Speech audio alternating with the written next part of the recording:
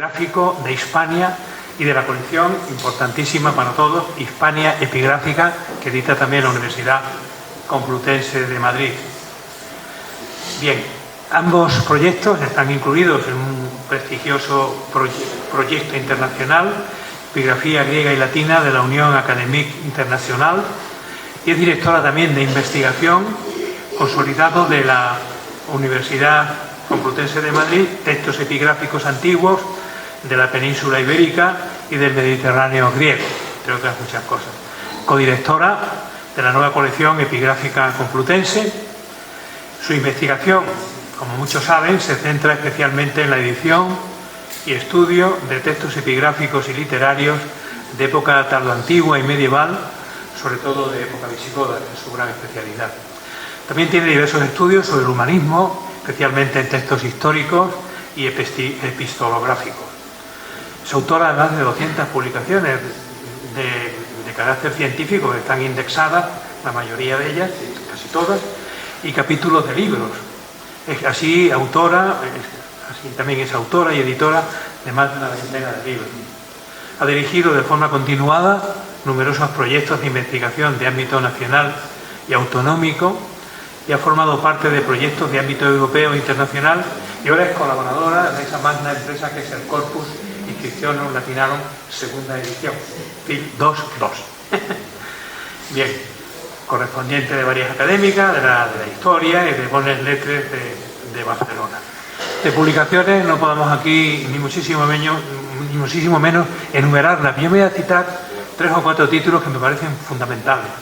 Por ejemplo, el Bestiario de Westminster, que es importantísimo, transcripción y traducción, y notas, que está editado por la editorial Siloé.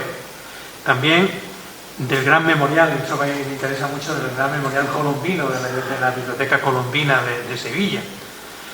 Y literatura hagiográfica, con Ignacio González Cascón, ese es un tema que a mí me interesa mucho, porque ahí participaron también el famoso libro de Ingeniería Romana en Hispania, donde se hablan de los textos que nos ilustran acerca de las realizaciones romanas aquí, historia y técnicas constructivas, que la editó la Fundación Juanelo Turriano. ¿Qué voy a decir yo de Isabel Velázquez si no menciona las famosas pizarras visigodas? Que desde luego tienes que tener mucha paciencia para leerlas, porque son complicadísimas, pero bueno, ahora está aquí ella, incluso va a seguir investigando en 2 centros extremeños, pues el Museo de Badajoz y el Museo de Cáceres en estos días. Y por supuesto, esas pizarras visigodas de esa edición tan importante entre el latín y su disgregación, la lengua hablada en Hispania, siglos VI, VIII, después de Cristo, es importantísimo, más otras ediciones que he hecho sobre el mismo tema.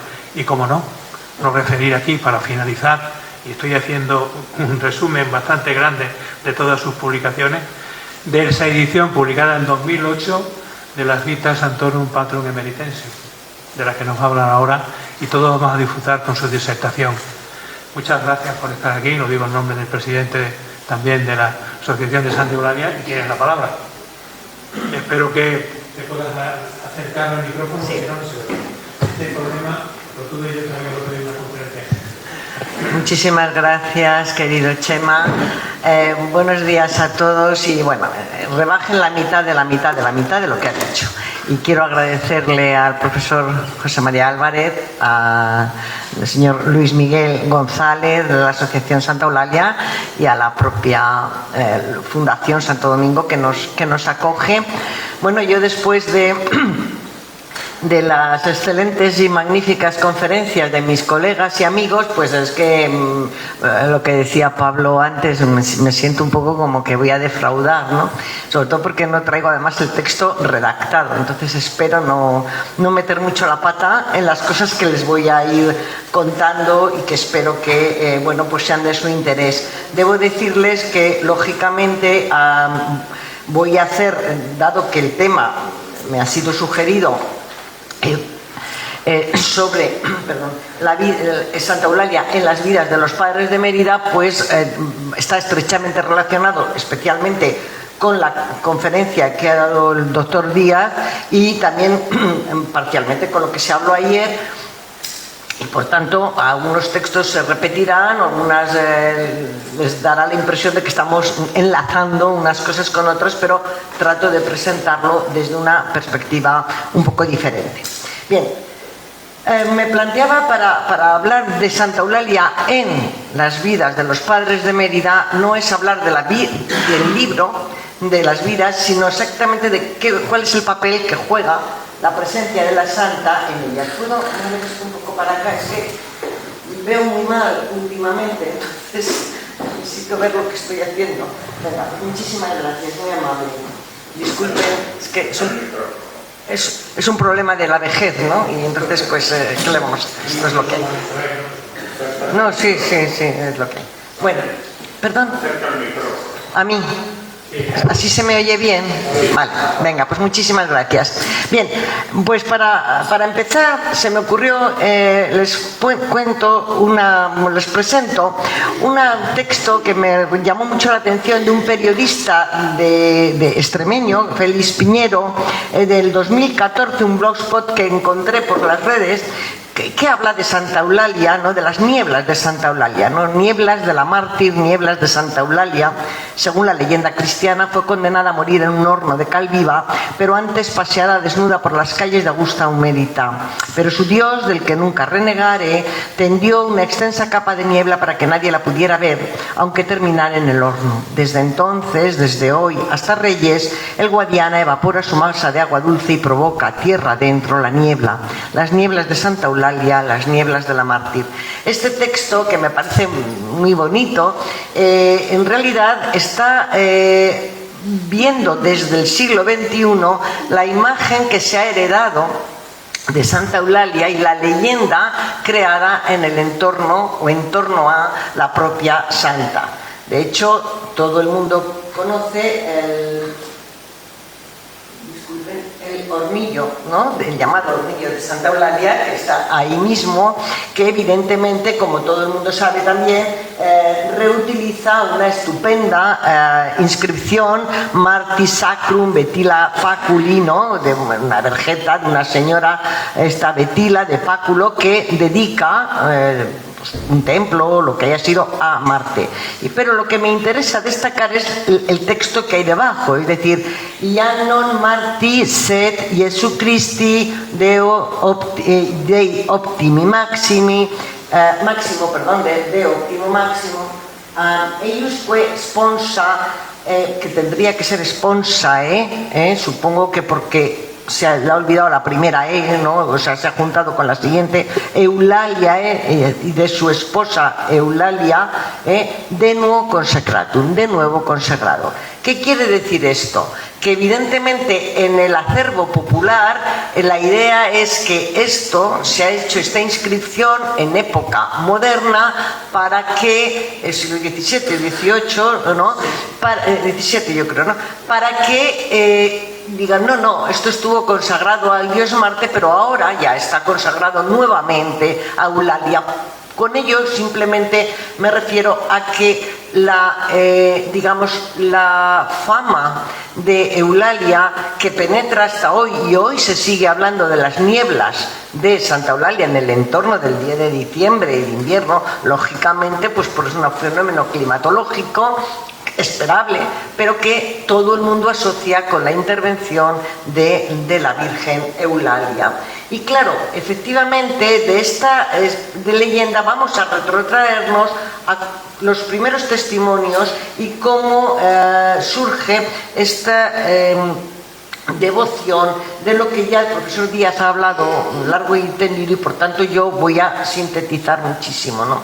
Efectivamente, como él mismo nos ha dicho, el Peristéfanon, el himno tercero del himno a los mártires, está dedicado a Eulalia y es, salvo error, el primer testimonio sobre esta santa, que, como muchísimas obras que luego pertenecen a la literatura geográfica, son nobles, ¿no? Es noble de estirpe y más noble por la talla de su muerte. Eulalia, sagrada doncella, adorna con sus huesos y honra con su amor a su querida Mérida, a cuya sube se crió.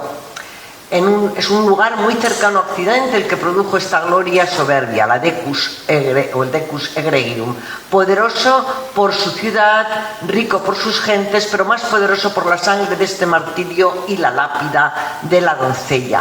Y es curioso porque lo que nos detecta el himno de mártires de Prudencio con respecto a Eulalia, que es, como el profesor Díaz ha dicho, efectivamente muy lacónico y que además, como veíamos ayer, guarda estrechas similitudes con la pasión, por ejemplo, ¿no?, de Santa Inés, etcétera, y es muy arquetípico en cuanto a sus contenidos. Llama un poco la atención varias cosas, ¿no? Es evidente que su padre no se llamaba Liberio, esto es probablemente una mala lectura del Papas, ¿no?, Liberius, etcétera, pero digamos, el que estuviera a su casa a las afueras de Mérida es un hecho que puede ser cierto, es decir, aquellos elementos concretos que se salen puramente del arquetipo probablemente están vinculados a hechos históricos. Pero una cosa que es muy interesante es que ella, que ayer el doctor Teja lo recordaba, es una provocadora del martirio, algo que luego se condena en los concilios, ¿no? Simplemente recuerdo estos versos, ¿no? Buscáis, oh tropa indigna de lástima, es decir, miseranda manus, es decir, miserable ejército, traduciría yo, ¿no? La grey de cristícolas. Aquí estoy yo, enemiga de rituales demoníacos, aplasto bajo mis pies vuestros ídolos, reconozco a Dios con mi pecho y mi boca. Excuso decir que es lo que pasará después, ¿no?, con el martirio al que se somete cuando ella, insolente, se niega a el perdón simplemente si toca el incienso o derrama el incienso de los dioses, etcétera, ¿no? Bien. Pero fíjense en la primera parte, ¿no? Eulalia, sagrada doncella, adorna con sus huesos y honra con su amor a su querida Mérida, porque, como también se ha dicho aquí, los mártires se convierten en los protectores de las ciudades, en los patronos de las ciudades, y cabe simplemente citar como el propio Prudencio, por ejemplo, en el himno a Fructuoso, le dice: algún día llegará el momento, al desplomarse el mundo, en que a ti, Tarragona, Fructuoso, te librará del duro tormento, protegiéndote del fuego, porque son los patronos de las ciudades. Y efectivamente, Eulalia de Mérida, Eulalia de Barcelona, no voy a entrar en este problema, Justas y Rufina de Sevilla, o Leocadia de Toledo. He elegido a mujeres mártires por compararla unas con las otras. Evidentemente, no es mi propósito ahora tratar de dilucidar si la Eulalia de Barcelona es, como pienso, un doblete, ¿no?, de Eulalia de Mérida, a pesar de que el culto a Eulalia de Barcelona se sigue haciendo. Pero esto explica, a mi modo de ver, la rapidísima difusión que consiguió Eulalia de Mérida. Es decir, fue una santa cuya fama se expandió rapidísimamente. De hecho, el propio Agustín la menciona, ¿no? Entonces, yo creo que esa rápida difusión de su martirio, primero, aboga por su propia historicidad, y segundo, por el respeto y la devoción que surgió en todo Occidente con respecto a ella, como hemos visto además con el precioso mosaico que nos ha puesto el profesor. Bien, pero ¿cuál es la figura de Santa Eulalia? ¿Qué papel juega Santa Eulalia en las vidas de los padres de Mérida? Para ello me van a permitir que haga un inciso. La obra de los padres de Mérida es una obra hagiográfica, es una literatura hagiográfica. Y hay que entenderla en las claves de una literatura hagiográfica.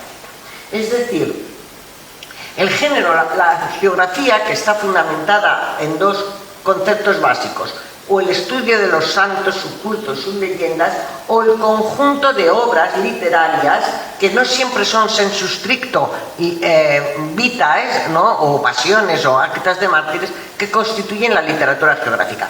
El himno a los mártires de Prudencio es un modelo, si se quiere, de literatura geográfica, aunque en sí mismo sea un himno, ¿de acuerdo? No sea una poesía, ¿no?, lírica, pero en ese sentido. Pero ¿cuál es la temática, no? Es decir, hay que entender que la literatura geográfica tiene sobre todo 3 finalidades, como les pongo ahí. Perpetuar la memoria de los santos, proponer modelos de edificación a los lectores y de emulación de las virtudes de mártires y santos, y difundir el culto a los santos.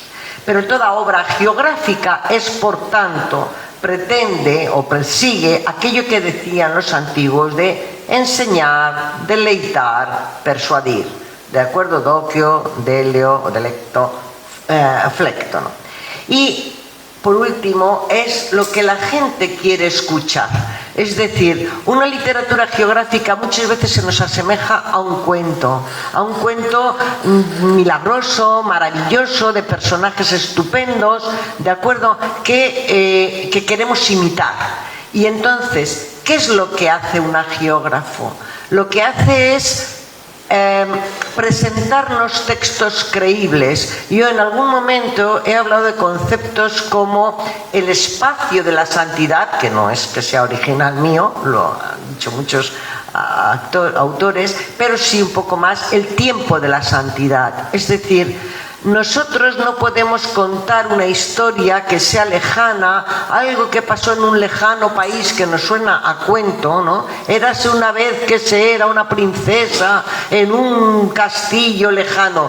Esto estos son cuentos. El geógrafo necesita acercarlo, de manera que contextualizarlo históricamente en un marco geográfico y temporal, ¿de acuerdo? Todas las mártires son bajo Daciano o en Diocleciano, en tiempos para que lo contextualicemos, pero luego necesitan acercarlo, porque claro, si yo miro por la ventana y veo un paisaje de encinas, y es el paisaje que yo veo cuando me asomo a mi ventana, si esto lo tengo reflejado aquí, entonces lo veo como algo verosímil, como algo creíble. Si yo digo una vez en el invierno, si digo en invierno cuando hacía frío, cuando había niebla y el río no sé qué, y es cuando se sacrifica la santa, yo estoy viendo el río y viendo las nieblas. Por tanto, estoy hablando de tiempos y de espacios internos del propio relato geográfico, que es lo que los hace verosímiles. Bien. Bueno, ¿qué es lo que ocurre con las vidas de los padres de Mérida en concreto? Pues que frente a lo que tan espléndidamente la profesora Chervi nos hablaba ayer de las actas y pasiones de los mártires, en la antigüedad tardía surge otro tipo de textos hagiográficos que ya no van a emular al mártir o al santo, sino a los otros mártires, a los otros santos. Porque claro, hablar de los mártires y de las pasiones en el siglo VI, cuando ya no existen persecuciones, pues puede quedar un poco lejos, y sobre todo la emulación, la necesidad de edificación, que es uno de los objetivos de la literatura geográfica, queda muy lejos. Uno no puede tratar de emular a la Santa Eulalia en el siglo VI como modelo de vida, pero sí a los obispos de Mérida, que son santos, que viven santamente y que honran a Eulalia. Por eso surgen los llamados Viri Sancti, es decir, los nuevos santos. Y para ello me parece que, creo que a colación se puede traer este estupendo texto de Isidoro de Sevilla en las etimologías, que dice que duo sunt autem martirii gener. Bueno, hay dos clases de martirio. Uno en el sufrimiento abierto, otro en la virtud escondida del espíritu. Pues muchos, al soportar las asechanzas del enemigo y resistir a todos los deseos carnales, y porque se inmolaron de corazón ante Dios omnipotente, se convirtieron en mártires en tiempos de paz, quienes incluso en el tiempo de las persecuciones, si existiera aún el tiempo de las persecuciones, habrían podido ser mártires. No solamente esto, Sulpicio Severo en la Vita Sancti Martini de San Martín de Tours dice que el propio Martín se habría arrojado a la hoguera si hubiera tenido la ocasión de hacerlo, ¿no? La provocación de los santos, de provocarse ellos mismos el martirio. Es decir, volvemos a otra forma de martirio, a otra forma de santidad, que es la vida ascética, la privación, el no querer, el querer vivir privado de todo lujo o de toda incluso comodidad. Claro, aquí es verdad que se definen los viri sancti, lo que llamaba Leonardi la duplex via, son hombres de estado, casi hombres de jerarquía eclesiástica, abades de monasterios, obispos, pero a su vez ascetas, muchos de ellos con una vida retirada. Tienen obligaciones públicas, pero que aspiran a una vida monástica. Hombres capaces de dirigir o regir una ciudad, como hemos visto algún ejemplo, como ha contado el doctor Díaz, pero a su vez humildes, cariñosos con los pobres. A veces son hombres perfectos, pero temibles casi en su perfección, ¿no? Y a esto quiero recordar, os recordaré dentro de un momento al episodio del archidiácono Eleuterio en las vidas de los padres de Mérida. De hecho, yo creo que las vidas de los padres de Mérida, que tienen todavía tienen muchos problemas por desentrañar, creo que está escrita probablemente, creo yo, probablemente después quizá en el obispado de Esteban, después de la muerte de Renovato. Tengo para mí la impresión de que el autor, o uno de los autores, porque las vidas yo creo que están escritas por más de una persona, el autor de la parte principal, yo creo que lo escribe en tiempos de Esteban, pero ha conocido personalmente al obispo Renovato, porque me parece que aporta algunos datos que yo creo que proceden más bien de conocerlo, o haberlo conocido. Se distinguía además en todos sus actos siendo muy equitativo, muy justo y de ingenio muy agudo y profundamente instruido en todas las disciplinas eclesiásticas y gran experto en los libros sagrados. Enseñando a algunos discípulos la sagrada doctrina y preparándolos con el santísimo ejemplo de su propia vida, prudencia, santidad, paciencia, mansedumbre, misericordia, formó a muchos en el camino de la justicia y la predicación del santo dogma. Porque lo que ha de destacarse siempre sobre estos viri sancti es su poder, su capacidad, su justicia, pero también su preparación. Son grandes elocuentes, son oradores, ¿de acuerdo? Pero fíjense la parte primera, donde habla que era muy guapo, que estaba bien dotado, que era agradable, que no sé qué, rostro bello, expresión amable. Hay algunos elementos que son excesivamente concretos sobre su aspecto físico, cosa que las hagiografías no suelen dar y que me llevan a pensar que quizá lo conocía.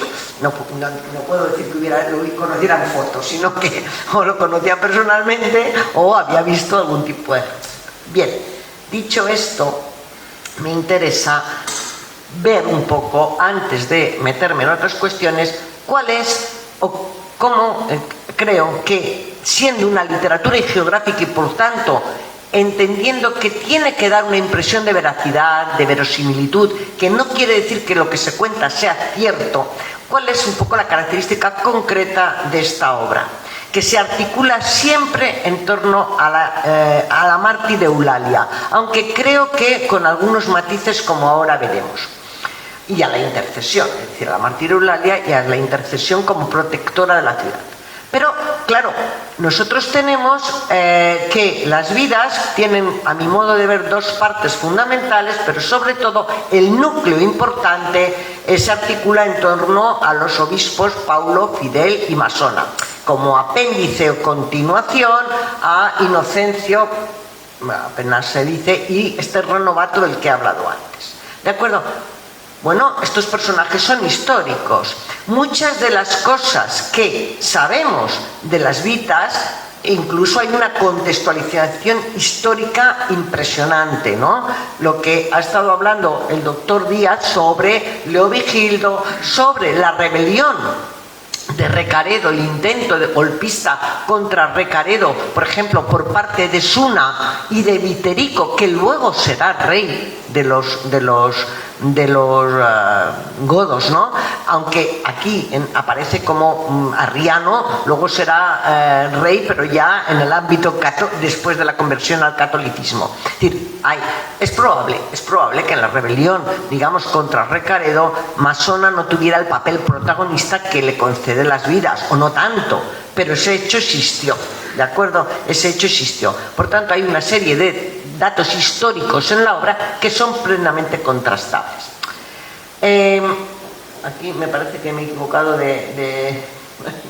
bueno, me he equivocado de orden, ustedes perdónenme. Simplemente esto es simplemente porque la obra, que antes he dicho que eran de más de un autor, en todo caso es una obra con 2 recensiones, y la más primitiva hago notar que es habla de Incipium Capitula de Opusculis Miraculorum. La segunda, o sea, el primero es simplemente en el nombre de Dios comienza el libro de las vidas de los padres de Mérida, pero en la segunda recensión habla de los capítulos de las obras que se contienen en este libro de las vidas de los padres de Mérida, et deisque ad domino facta sum per interventum Sancta Eulalia Virgen. Es decir, ya el propio título añade y las cosas que por intervención de la Santa Eulalia han sido realizadas por Dios. Es decir, ya el propio título de la segunda recensión hace ver que todo converge en torno a Eulalia, y me parece que aunque este título no sea el primitivo, presenta la imagen de cómo se veía la obra como tal hagiográfica. Bueno, decía que ¿cuál es el valor histórico? Ustedes, en fin, está aquí el doctor Pedro Mateos y por tanto yo callo cuando hablan los maestros, ¿no? La excavación de la basílica, el llamado Xenodocium, que quiero recordar que en las vidas habla de statim in exordio episcopatus sui monasteria multa fundavit praedis magni completavit. Es decir, hablando de Masonia, dice que inmediatamente al comienzo de su episcopado fundó muchos monasterios y los dotó de grandes predios o de grandes riquezas. ¿De acuerdo? Bien, hemos hablado, por tanto, del carácter literario e historiográfico. Claro, hay personajes de los que no tenemos ni idea. Es decir, la única fuente que tenemos son las propias vidas de los padres de Mérida. Pero, en fin, la basílica trajo la enorme sorpresa de la magnífica lauda sepulcral con 3 personajes enterrados, de los cuales el primero es un Gregorius Vir Illustris, la segunda es una Perpetua Famula Dei con diferentes cronologías, pero la sorpresa es esta magnífica inscripción de un Eleuterios archidiácono, ¿no?, de la iglesia emeritense, cuya muerte en el entorno del 605 después de Cristo nos hace pensar que se trata del archidiácono Eleuterio, que aparece en las vidas de los padres de Mérida, que, como saben, enferma Masona y le pone en su lugar mientras él está enfermo, y este señor pues se convierte en un tirano. Claro, se le sube el poco poder que le han dado a la cabeza, se pasea por Mérida en su caballo en plan ego absoluto, se comporta mal con la gente, a una viuda no le perdona la deuda, etcétera, etcétera. El comportamiento despótico de Eleuterio llega a oídos de Masona, quien, a pesar de su enfermedad, se postra en la basílica para rezar ante Santa Eulalia y luego le dice que me precederás en la muerte, etc. Este Eleuterio, tan pagado de sí mismo, se cree que es que el primero que se va a morir es Masona, y que él lo va a suceder, le va a suceder en su puesto, cuando lo que ocurre es que se morirá y caerá fulminado. Por eso yo decía hombres perfectos pero temibles, ¿no?, en su perfección, porque no es el único episodio de casi como diciendo, ay, lo que está decidido, decidido está y te vas a morir quieras o no quieras, y no es en las vidas de los padres de Mérida en el único momento que estos viri sancti se comportan de esta manera. Pero me parece que si este personaje el Eleuterio del que no sabíamos nada, creo yo que se puede, en fin, con muchos visos de probabilidad, ¿no?, pensar que es este mismo Eleuterio de la inscripción. Creo que no se puede dudar del carácter del carácter histórico o grandemente histórico de las vidas. Bien, en estas vidas, como decía antes, la Basílica de Santa Eulalia, Santa Eulalia es el eje de las vidas, pero en varios aspectos. Entonces quisiera destacar 3 aspectos fundamentales por los que Santa Eulalia, o de qué manera Santa Eulalia aparece reflejada en estas vidas. En primer lugar, la propia basílica. Y les comento este texto que yo les decía antes, ¿no?, que es la Domo egregie Virginis Eulalia. ¿Qué significa aquí domo? Yo he puesto monasterio, pero no lo sé. El pasaje del joven Augustus, cierto muchacho de todavía corta edad y, por decirlo con más precisión, un adolescente de nombre Augusto, inocente, ingenuo y que no sabía leer, cuando junto con otros muchachos de su misma idea y compañeros suyos en la Domo, ¿no?, en el monasterio de la Egregia Virgen Eulalia, cumplía fielmente con las funciones del servicio que le había sido encomendado por el venerable prepósito del monasterio, sucedió que enfermó repentinamente. Fíjense, prepósito venerable. Es decir, es por lo que yo decía antes, que esto a mí me da la sensación de que es un monasterio. 4 celdas cutres al lado de la basílica, pero algo hay, ¿no? Bien, como saben, este muchacho, que contempla en plena duermevela de su enorme enfermedad la corte celestial de Cristo, en fin, esto es otro tema para entrar, ¿no?, todo luces, brillos, blancos, etcétera, ¿de acuerdo? Lo visita el autor de las vidas, que dice que el Levita del Cristo, he preferido narrarlo como lo contó, aunque con otras palabras, pero con idéntico sentido. ¿De acuerdo? Al día siguiente, su cadáver cuando ya muere el chaval, fue confiado a la sepultura, según la costumbre, en la Basílica de la Santísima Virgen y Señora Mía Eulalia. El obispo Paulo también se retira y muere, ¿no? Lo veremos. El abad Nanto está enterrado en la basílica, como dice la vida de los padres de Mérida, ¿no? Este es el abad Nanto, al que Leovigildo le regala un terreno, etcétera, y lo matan sus criados. Dice, después de haber vivido allí santamente durante algún tiempo, por una ferviente devoción deseó ingresar en la Basílica de la Santa María Virgen Eulalia, donde descansa su cuerpo, ¿no?, su santísimo cuerpo. El retiro de Paulo, lo mismo, una vez que quiere dejar de ser obispo, se retira, librándose de los embates del mundo, instalado en una gran quietud, mientras se mostraba con el cilicio y la ceniza y rogaba a Dios por los pecados del mundo entero, abandonó la vida. Es decir, la basílica, no, me parece que le he dado al revés, ¿no?, la basílica de Santa Eulalia, la basílica o sus alrededores, o dentro, ¿no?, de la propia basílica, se entierra a la gente, a los obispos, que se dice que están allí enterrados, pero también qué pasa con el abad, por ejemplo Nanto, y con otros que se supone que están enterrados en la basílica o junto a la basílica, no lo sé, pero esto es lo que dice. La segunda faceta o el segundo aspecto relacionado con Santa Eulalia es que esta basílica no es solamente un lugar de enterramiento, o un lugar sino un lugar donde acuden, y antes se ha hablado esta mañana y por ello no voy a insistir, en las procesiones que podrían ir probablemente del atrium o de la iglesia episcopal a la basílica, sino que también es un lugar de oración, un lugar de arrepentimiento y un lugar de consulta.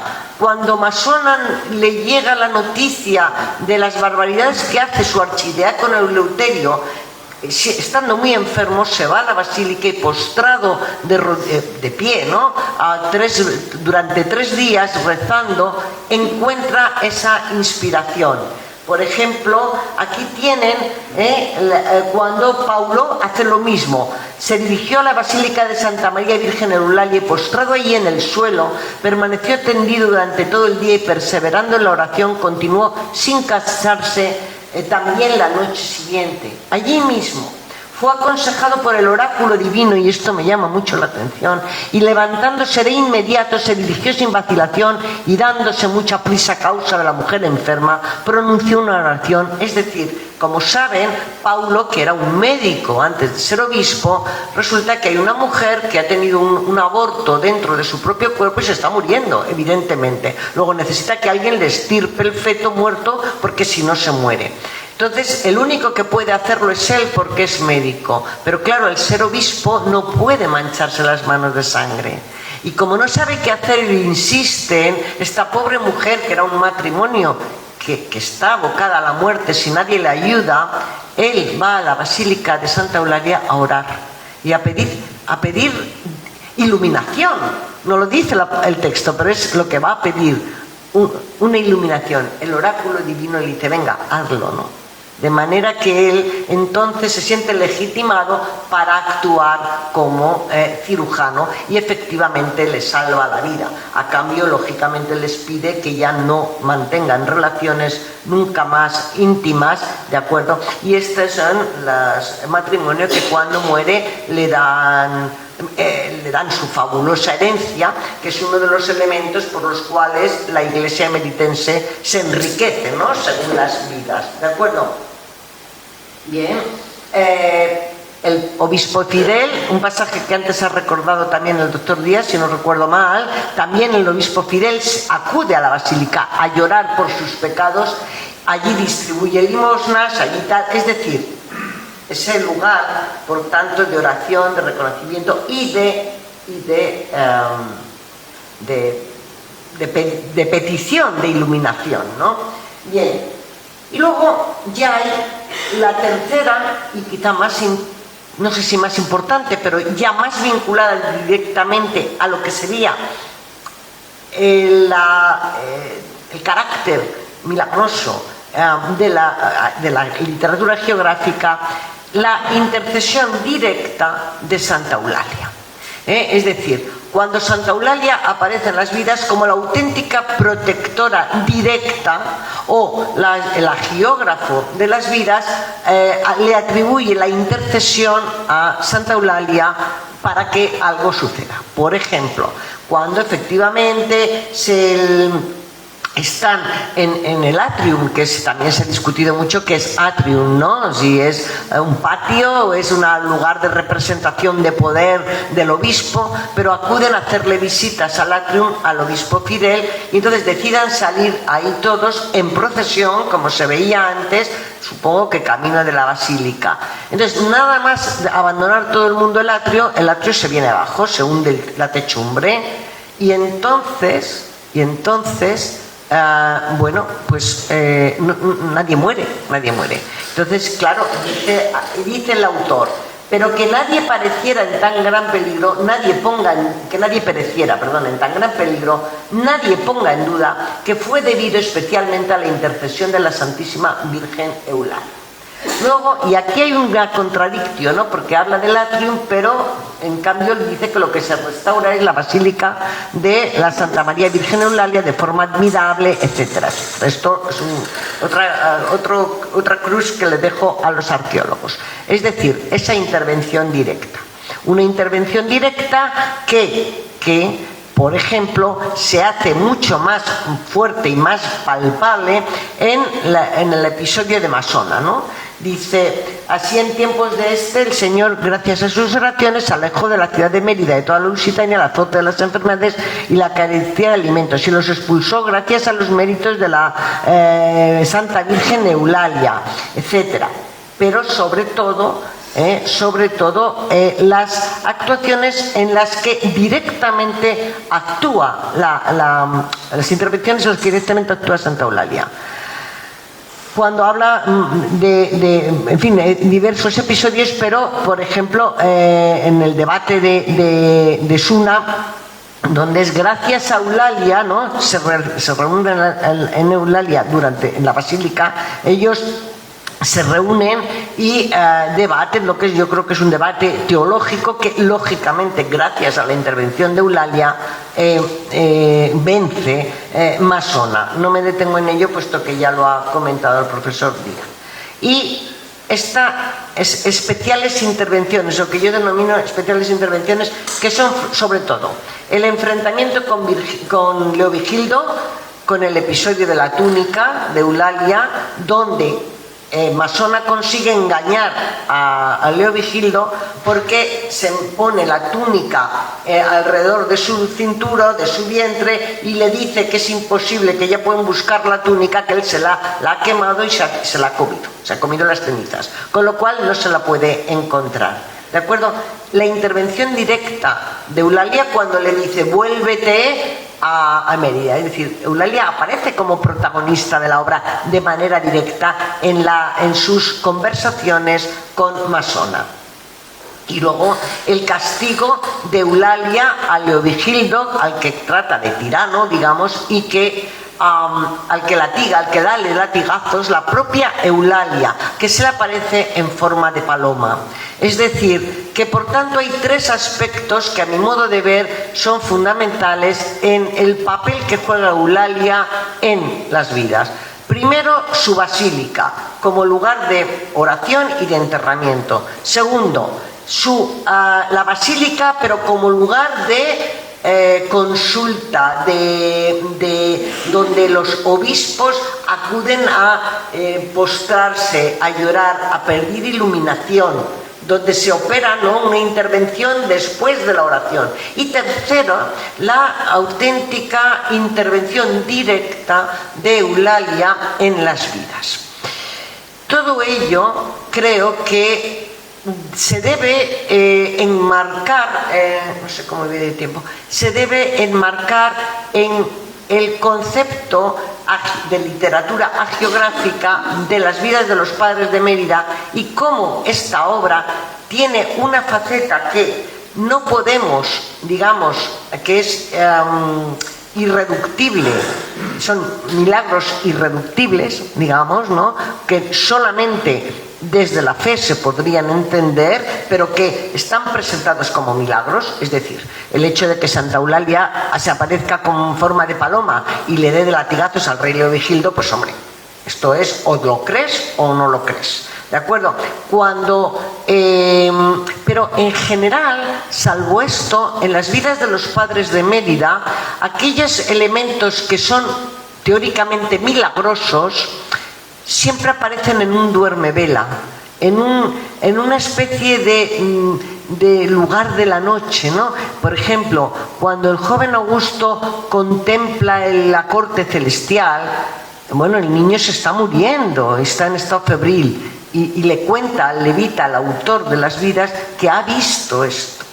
Cuando aquel joven encargado por Fidel le manda un recado fuera de la ciudad y regresa a caballo de noche y ya no puede entrar, él contempla la corte de los santos y al propio Fidel saliendo de la ciudad con bolas incandescentes. Claro, el chaval se ha quedado por la noche a entrar en la ciudad. Es decir, yo siempre he dicho, siempre he mantenido que el autor o autores de las vidas de los padres de Mérida son